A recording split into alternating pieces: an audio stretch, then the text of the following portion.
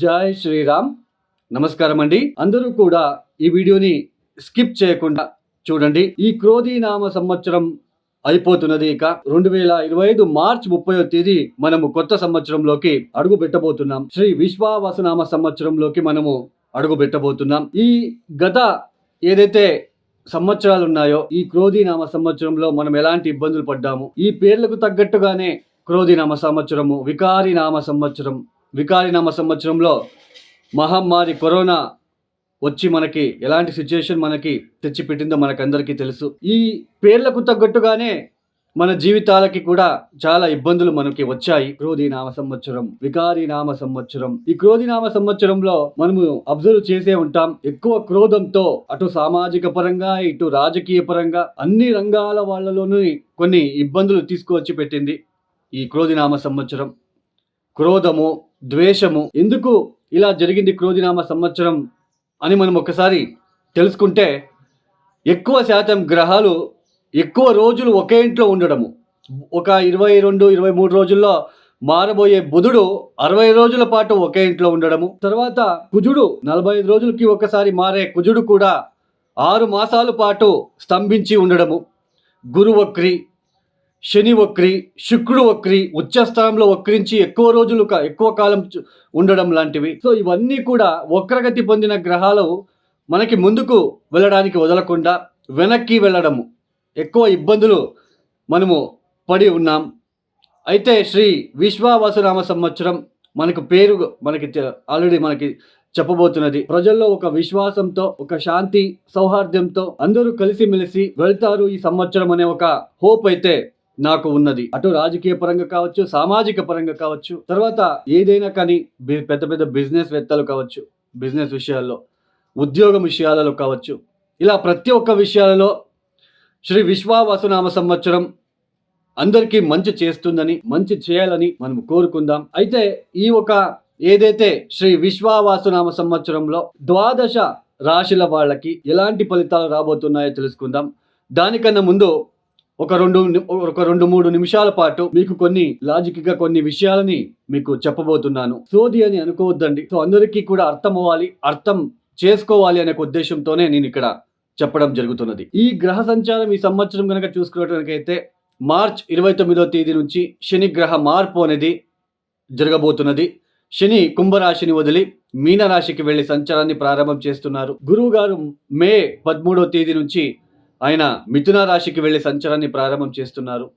రాహుకేతులు ఇద్దరు కూడా మే 18వ తేదీ నుంచి రాహు కుంభంలో, కేతు సింహరాశిలో సంచారాన్ని చేస్తున్నారు. ఇక్కడ మనకి చాలా మందికి ఏంటి అంటే, ఈ ఏళ్నాటి శని, అష్టమ శని, పంచమ శని, అర్ధాష్టమ శని అనగానే భయపడుతూ ఉంటారు. ఆ భయపడుతూ ఒక జ్యోతిష్కుడి దగ్గరికి వెళ్తారు. ఇప్పుడు అన్ని రంగాలలో కూడా మనీ మైండెడ్ పీపుల్స్ ఎక్కువైపోయారు. వాళ్ళకి అక్కడ ఏ దశాభుక్తి జరుగుతుందో తెలియదు. అష్టకవర్గ బిందులు శని ఎన్ని ఇచ్చాడు, గురు ఎన్ని ఇచ్చాడు, ఇప్పుడు మిథున రాశికి గురు వెళ్తున్నాడు, అష్టకవర్గ బిందులు ఎన్ని ఇచ్చాడు, శని మీనరాశికి వెళ్తున్నాడు, మీ జన్మజాతకంలో శని ఎన్ని బిందువులు ఇచ్చాడు, దశా పీరియడ్ ఏది జరుగుతుంది, ఎవరికి ఈ ఏళ్నాటి శని, అష్టమ శని, పంచమ శని ఎక్కువ ఇబ్బంది పెడుతుంది, ఇవి అస్సలు తెలుసుకో. ఇవన్నీ పక్కన పెట్టేసి ఈ ఏళ్నాటి శని జరుగుతూ ఉంటుంది. ఒక వ్యక్తి జ్యోతిష్కుడి దగ్గరికి వెళ్తాడు.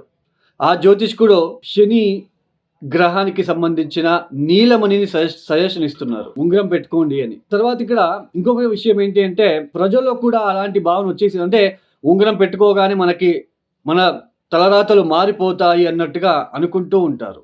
కానీ అక్కడ వాళ్ళకి తెలీదు, యాక్చువల్లీ శని వచ్చినదే మనకి పాఠాలు నేర్పించడానికి, నష్టం చేయడానికి అనేది ప్రజల్లో తెలియదు. ఇక్కడ ఒక 20,000 రూపాయలు పెట్టి ఉంగరం కొనుక్కుంటాం కానీ రోడ్ సైడ్ మన టౌన్లో గోవులు వెళ్తూ ఉంటాయండి.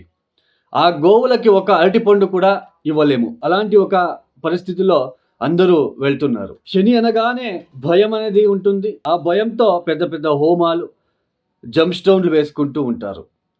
అవన్నీ పని చేయవు అనేది అందరూ కూడా గుర్తు పెట్టుకోవాలి. తొందరగా ఉద్యోగం రావాలి, ఉంగరం పెట్టుకోండి. ఉంగరానికి ఉద్యోగానికి సంబంధం ఏంటి అండి?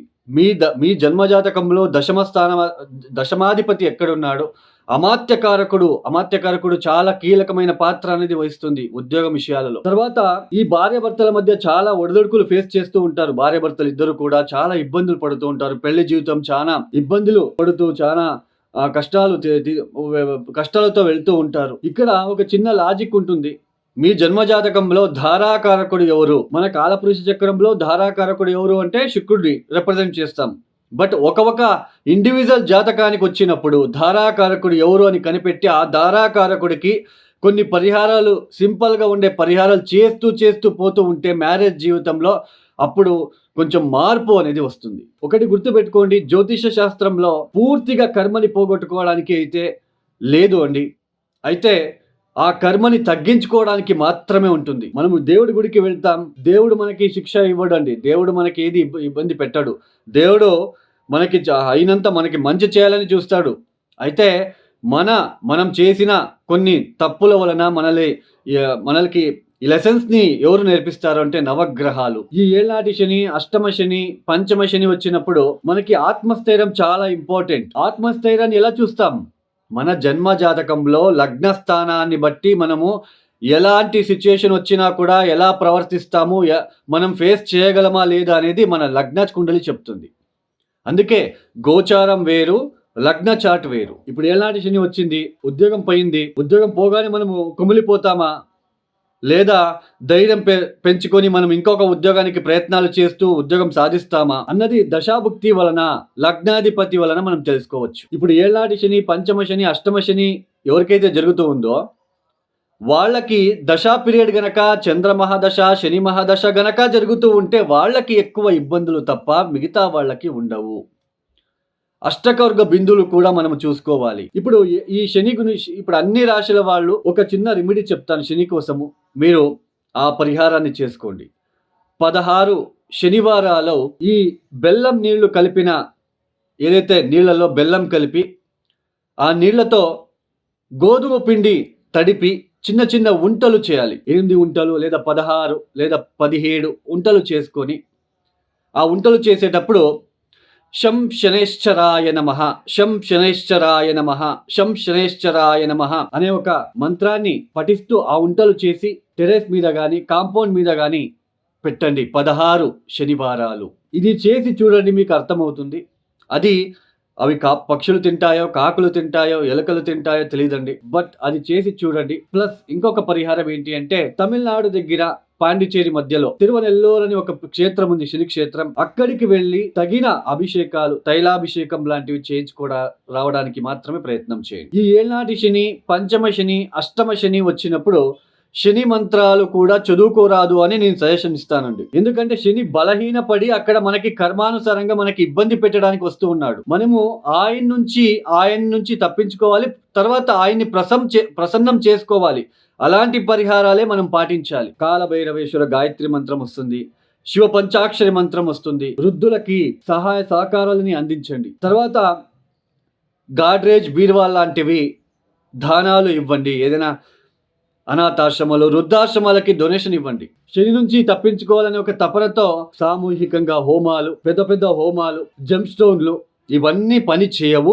బాగా గుర్తు పెట్టుకోండి. పరిహారాలు అనగానే ఇవి కాదండి, వందల కొద్ది సింపుల్ రెమెడీస్ ఉన్నాయి. చాలా సులభమైన పరిహారాలు ఉన్నాయి, అవి చేస్తే చాలు. ఫర్ ఎగ్జాంపుల్, ఒక 108 రోజులు సాయంత్రం పూట ప్రదోష కాలంలో ఒక నువ్వుల ఒత్తి వెలిగించి శివ పంచాక్షరి మంత్రం 1000 సార్లుకి తక్కువగా చదువుకోకుండా ఒక 1000 సార్లు పైన చదువుకొని రండి. ఒక 108 రోజులు వరుసన చేయండి చాలు. ఎంత పాజిటివ్ ఎనర్జీ వస్తుందో చూడండి. సో గోచారం వేరు, మనకి జన్మ జాతకం వేరు. గోచారంలో శని బలము, ఇట్లా శని, ఏళ్ళనాటి శని, పంచమ శని, అష్టమ శని వచ్చినప్పుడు మనకి ఇబ్బంది పెట్టడానికి వచ్చినప్పుడు మనం ఎలా రియాక్ట్ అవుతాం, మనం ఎలా ఫేస్ చేస్తాము, మనము ఫేస్ చేయగలమా అని ఎక్కడ చూస్తాం, ఎలా చూస్తామంటే మీ జన్మ జాతకంలో లగ్న కుండలి బట్టి, దశా పీరియడ్ బట్టి చూస్తాం. సో ఇది అందరికీ అర్థం అవ్వాలనే ఒక ఉద్దేశంతో మీకు చెప్పడం జరిగింది. ఇక ఇండివిజువల్ రాశికి ఫలితాలు ఏదైతే చెప్పడం జరుగుతున్నదో, తర్వాత పరిహారాలు ఏదైతే నేను చెప్తున్నానో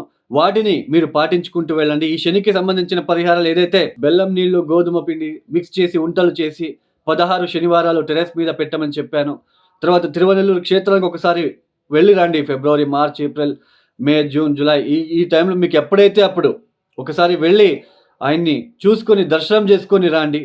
అంతే తప్ప ఈ ఏళ్ళనాటి శని, పంచమ శని, అష్టమ శని వచ్చినప్పుడు నేను చెప్పేది ఏంటి అంటే శని మంత్రం చదువుకోవద్దు. దాని బదులుగా శివ పంచాక్షరి మంత్రాన్ని చదువుకోండి. మనకి ఇబ్బంది పెట్టడానికి వచ్చి ఉన్నాడు కాబట్టి ఆయనకి ఒకసారి పెద్దగా ఏదైనా క్షేత్రానికి వెళ్ళి, ఆయనకు సంబంధించిన క్షేత్రానికి వెళ్ళి తైలాభిషేకం లాంటివి చేయించుకొని వచ్చిన తర్వాత మీరు ప్రతిరోజు శివ పంచాక్షరి మంత్రము ఇలాంటివి చేసుకుంటూ వెళ్ళండి. ఖచ్చితంగా రిలీఫ్ అనేది వస్తుంది. తర్వాత ఇంకా కొంతమంది ఏం చేస్తుంటారు అంటే నవగ్రహాలు ఎక్కడుంటారో అక్కడ వెళ్ళి శనిని తాకి మీరే ఆ తైలాభిషేకం చేస్తూ ఉంటారు. అలా చేయకండి. బ్రాహ్మణుడితో చేపించాలి, పంతులతో చేపించాలి. పంతులని అయ్యా ఒక రిక్వెస్ట్ రూపంలో అడిగించి చేపించుకోండి, మీరు చేయకండి. సో మీకు అర్థమైంది అని భావిస్తున్నాను.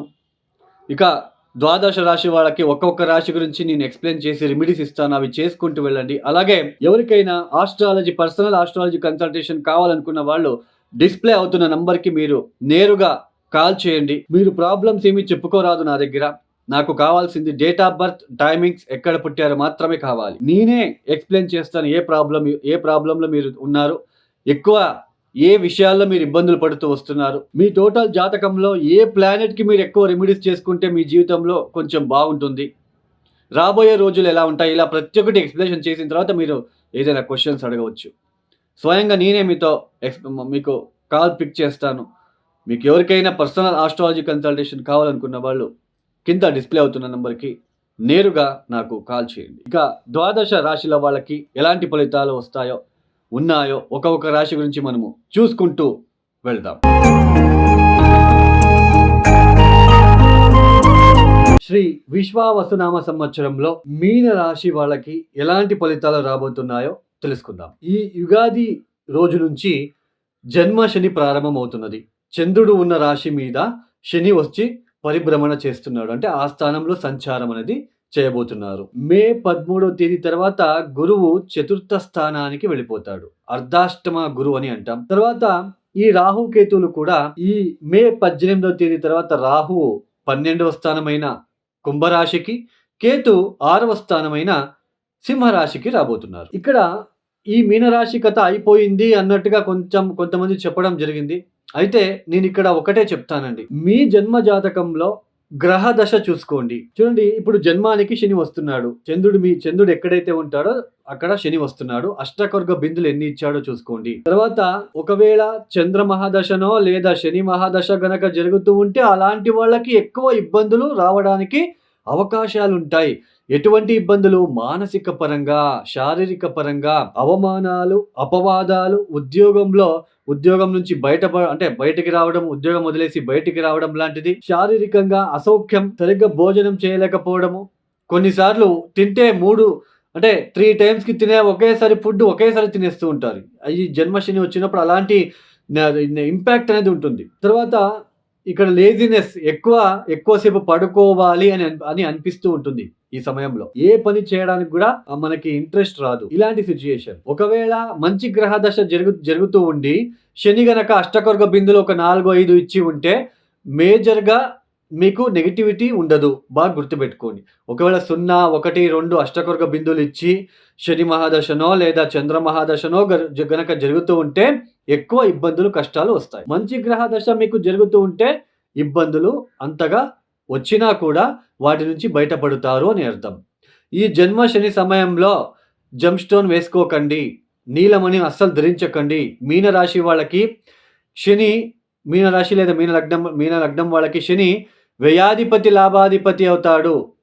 అంటే నెగిటివ్ ప్లానెట్. మీకు ఆ శనిగ్రహ మంత్రం చదువుకోవడము, ఆ నీలమణి వేసుకోవడము చేయకండి. శనిని మెప్పించే పనులు చేసుకోవాలి. సహాయ సహకారాలు అందించడము, వృద్ధాశ్రమాలకి బీర్వాల్ లాంటివి, గాడ్రేజ్ బీర్వాల్ లాంటివి వృద్ధాశ్రమాలకి డొనేషన్ ఇవ్వడము, ఎక్కువ కాలభైరవేశ్వర గాయత్రి మంత్రం చదువుకోవడము, ఒక 108 రోజులు వర్షన ప్రదోష కాలంలో సాయంత్రం పూట నల్ల నువ్వుల ఒత్తులని శివాలయంలో వెలిగించడము, బూడిద గుమ్మడికాయ దీపాన్ని పెట్టడము, రోడ్ సైడ్ ఉన్న వాళ్ళకి బెడ్షీట్ లాంటివి ఇవ్వడము, వృద్ధులకి సహాయ సహకారాలు అందించడము, మార్నింగ్ 5 గంటల కల్లా లేచి కూర్చోవాలి. పని లేకపోయి 5 గంటలకు లేచేయాలి. ప్రాణాయామం అంటే వ్యాయామం లాంటివి చేయడము, అంటే మెడిటేషన్ లాంటివి చేసుకోవడము, ఎక్కువ ఈ సమయంలో వాకింగ్ చేయండి. ఇలాంటివి చేయడం ద్వారా నెగిటివ్ ఇంపాక్ట్ తగ్గిస్తుంది తప్ప జమ్ స్టోన్ వేసుకుంటే, శనికి మంత్రాలు చదువుకుంటే అది తగ్గదు. ఎందుకంటే శని ఇబ్బంది పెట్టడానికి వచ్చి ఉంటాడు కాబట్టి శని నుంచి మనం బయటపడాలంటే నేను ఇప్పుడు ఇంతసేపు చెప్పిన పరిహారాల్లో ఏవి మీరు పాటించినా మంచిది. తర్వాత అర్ధాష్టమ గురువు రాశ్యాధిపతి చతుర్థ స్థానంలో ఉండడము, అటు గృహానికి సంబంధించిన విషయం డొమెస్టిక్ లైఫ్‌లో, జాబ్ లైఫ్‌లో ఒత్తిడులు ఏర్పడుతూ ఉంటాయి. గృహంలో పీస్ అనేది తగ్గుతుంది. తర్వాత మనకి షార్టేజ్ ఆఫ్ మనీ అంటాం కదా! ఏదైతే ఇంటికి సంబంధించిన కొనుగోలు చేయాలో, మనము తినడానికి కొనుగోలు కావచ్చు, ఇంట్లో కొన్ని వస్తువులు కావచ్చు, ఏదైనా కావచ్చు. ఆరోగ్యరీత్యా ఇబ్బందులు పడుతున్నా మనకి డబ్బు కావాలి. అంటే షార్టేజ్ ఆఫ్ మనీ, డబ్బు విషయంలో మనకి చాలా ఇబ్బందులు వస్తూ ఉంటాయి ఈ సమయంలో. తల్లితో గొడవలు, తల్లికి ఆరోగ్య భంగాలు ఇట్లాంటివి కూడా మనకి ఉంటాయి. తర్వాత రోజువారీ కార్యక్రమంలో ఇరిటేషన్. మార్నింగ్ ఉదయం నుంచి సాయంత్రం పడుకునే వరకు మీరు ఏదైతే పనులన్నీ చేస్తూ ఉంటారో, హౌస్ వైఫ్ అయితే ఇంటి పనులు, ఆహ్, మగవాళ్ళైతే ఎక్కడ జాబో లేదా వ్యాపారమో ఇట్లాంటివి. ఆ విషయాల్లో బాగా ఇరిటేషన్ ఫీల్ అవుతూ ఉంటారు. నేనొక్కడే చేయాలి, ఏం కర్మ నాది అన్నట్టుగా ఉంటుంది ఈ సమయంలో. సో, అర్థమైంది గదా! మీనరాశి వాళ్ళు భయపడకుండా నేను చెప్పిన పరిహారాలు చేసుకోండి. తర్వాత జెమ్ స్టోన్ ఇలాంటివన్నీ మానేయండి. పక్కన పెట్టేసేయండి. అలాంటివి మీరు చెవులకు గూడా వేసుకోకండి. కొన్ని రెమెడీస్ నేను ఏదైతే చెప్పానో అది చేసుకోండి. ఒక 9 గురువారాలు శనగగుగ్గులని దక్షిణామూర్తి ఆలయానికి వెళ్లి నైవేద్యం రూపంలో పెట్టించి అక్కడున్న వాళ్ళకందరికీ పంచి పెట్టడానికి ప్రయత్నాలు చేస్తూ ఉండండి. ఈ రెమెడీస్ మీరు పాటించాలి. పాటిస్తూ ఎల్లప్పుడూ మీకు సుఖ సంతోషాలు మీకు మీనరాశిలో పుట్టిన ప్రతి వ్యక్తికి కూడా అందాలని కోరుకుంటూ ఇక వీడియో మీకు నచ్చితే లైక్ చేయండి, షేర్ చేయండి, సబ్స్క్రైబ్ చేసుకోండి. సర్వే జనో సుఖినో భవంతు. ధన్యవాదములు. జై శ్రీరామ్.